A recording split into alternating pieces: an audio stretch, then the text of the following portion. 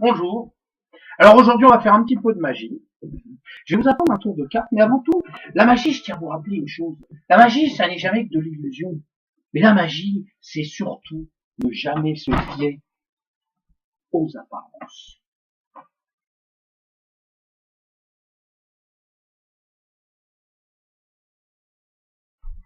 Alors, ce fameux tour, je vais vous le raconter maintenant sous forme d'une petite histoire. Alors pour ça, il suffit juste d'un jeu très ordinaire, un jeu de cartes, vous voyez, toutes les cartes qui ressemblent, sont les mêmes, voilà. Simplement, de ce jeu de cartes, j'ai juste extrait, qui sont ici, les 4 valets.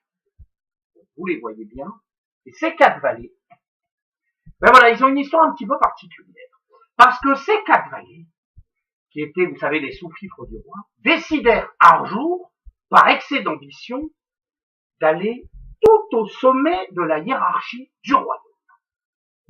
Évidemment, vous imaginez les rois de tutelle, ayant été informés des ambitions démesurées de leurs valets, décidèrent de les remettre à leur place et leur dire clairement, vous allez retourner dans les bas-fonds de la roturerie d'où vous n'auriez jamais dû quitter, le sommet de l'État étant réservé au roi. Mais nos 4 valets étaient particulièrement têtus, et bien que replongés dans l'anonymat du peuple, ils décidèrent tant bien que mal, avec toutes leurs armes, de regrimper tout au sommet de la hiérarchie. Et en effet, si on regarde bien, vous allez vous apercevoir que les 4 valets étaient remontés tout seuls, tout en haut du royaume. Alors, l'histoire aurait pu s'arrêter là, si nos 4 valets n'avaient pas été encore un peu plus ambitieux.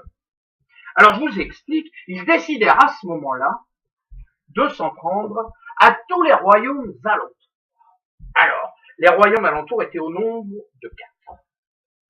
Pas besoin de vous dire que l'information avait été véhiculée un petit peu partout, et quand dans les 4 royaumes, on s'attendait à l'arrivée de ces sinistres personnages qui n'avaient qu'un but, je vous le rappelle, prendre le pouvoir. Aussi, dans le premier royaume, on organisa des patrouilles qui allèrent fouiller de fond en comble, vérifier que les valets n'étaient pas là, mais ne se limitèrent pas à ça. Ils envoyèrent des messagers alerter les 3 autres royaumes de l'arrivée possible des 4 valets. Dans le deuxième royaume, on fit la même chose.